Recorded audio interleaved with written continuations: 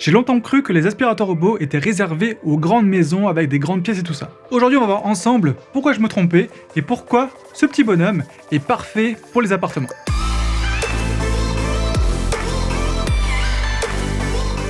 Bonjour à tous, c'est Kevin, bienvenue sur la chaîne iBordelais.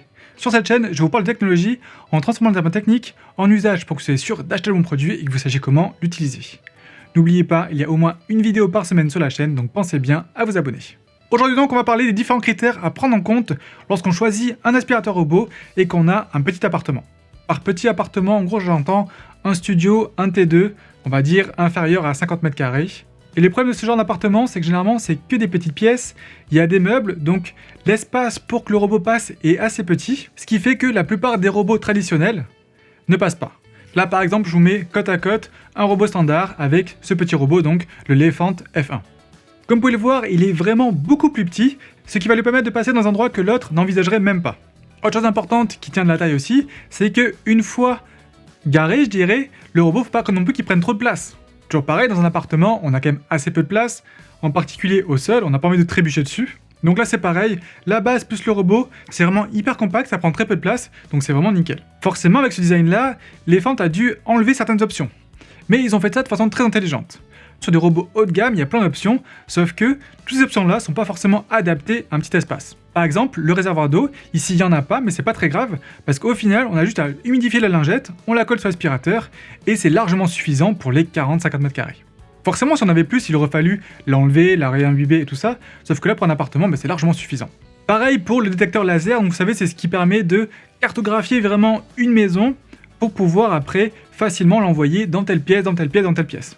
Encore une fois, dans un appartement, on a maximum 2-3 pièces si on compte la salle de bain. Là aussi, il vaut peut-être mieux économiser un petit peu d'argent et pas avoir cette fonction-là, mais du coup, avoir un robot qui est plus compact, et dans tous les cas, qui ira partout, parce que l'appartement est pas si grand que ça. Par contre, c'est pas pour autant, et là j'ai vraiment été bluffé, que le robot fait n'importe quoi et va dans tous les sens. J'avais un robot comme ça, c'était horrible, le truc il allait n'importe où, et au final c'était au petit bonheur la chance. Non, lui il va quand même repérer un petit peu où est-ce qu'il est, et pareil, faire des zigzags comme ça, là par exemple ce que je vous montre c'est dans ma cuisine, il a vraiment fait toute la cuisine, comme le ferait mon autre robot avec le laser et tout ça, donc c'est assez bluffant, il arrive vraiment à se repérer où est-ce qu'il est, et après il va bien passer partout. Ça lui arrive du coup de repasser au même endroit, mais bon c'est pas très grave. Je préfère qu'il passe 2 fois au même endroit qu'il oublie une grande pièce. Autre super sympa, je vous l'ai dit aussi, c'est la fonction de lavette, donc qui permet en frottant comme ça de passer une lavette. Là, ma maison était assez propre et pourtant, comme vous pouvez le voir sur la lavette, elle était pas si propre que ça. Pour la partie aspiration, c'est hyper efficace, il y a un grand réservoir, donc on n'est même pas obligé de le vider tous les jours. Et enfin, le robot est aussi très très plat, ce qui permet de passer facilement sous les canapés, sous la cuisine par exemple, pour vraiment aspirer partout. Et vraiment aller chercher toutes les petites miettes. Niveau comportement, le robot aussi détecte très bien les obstacles proches. Donc voilà, il ne va pas vraiment foncer comme un dératé jusqu'à se prendre un truc. Non, il va vraiment bien les contourner, tout ça, il n'y a pas de souci. Et enfin, il est fourni avec un petit ruban comme ça, qui c'est un ruban en fait aimanté, qui va vous permettre de délimiter des zones dans lesquelles il ne doit pas aller. Par exemple, je sais pas si vous avez une grosse multiprise par terre où le robot risquerait forcément avec ses brosses rotatives de venir s'enrouler dedans. Voilà, vous mettez juste un petit truc comme ça auto, vous protégez cette zone-là et le robot ira pas. Voilà, c'est autocollant, ça fait en gros une petite barre de seuil. Pas de souci, ça ne vient pas à votre appartement, vous pourrez le décoller facilement. Et comme ça, vous êtes sûr que le robot n'aille pas là-dedans. Le robot dispose aussi de son application dans laquelle on va pouvoir la connecter à Google Home par exemple, pour pouvoir interagir avec le robot à la voix. Enfin, dernière chose vraiment sympa, c'est qu'on peut le piloter directement avec les boutons qu'il y a dessus. Plutôt que de sortir son téléphone, aller dans l'application, ou alors demander à l'assistant vocal, là on peut directement aller sur le robot, on appuie une fois, hop, il se met à laver et c'est parfait. Et donc pour l'utiliser, c'est même pas obligatoire d'avoir du Wi-Fi ou l'application qui va bien. Vraiment, si on est pressé, on ouvre la boîte, on met les 2-3 accessoires, on appuie sur le bouton et c'est bon, il est déjà parti pour nettoyer l'appart. Si je devais récapituler en point fort, c'est vraiment sa taille.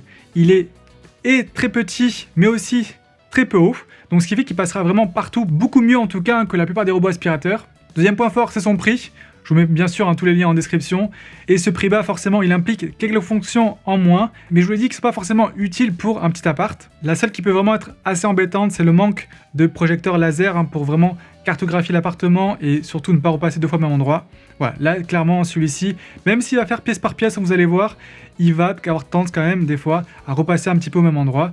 Mais dans tous les cas, vous serez à chaque fois surpris de la quantité de poussière qu'il peut ramasser. Même si ça paraît propre chez vous, il ira dans un endroit que vous n'irez jamais. Donc si vous recherchez un bon aspirateur robot avec la fonction aussi laveur pour votre appartement, n'hésitez pas, c'est vraiment un produit que je vous recommande. Dans cette gamme de prix là, difficile de trouver mieux. Je vous mets le lien en description. Pensez à mettre un petit pouce bleu si la vidéo vous a plu et vous a aidé. Et nous on se retrouve très vite en live ou en vidéo.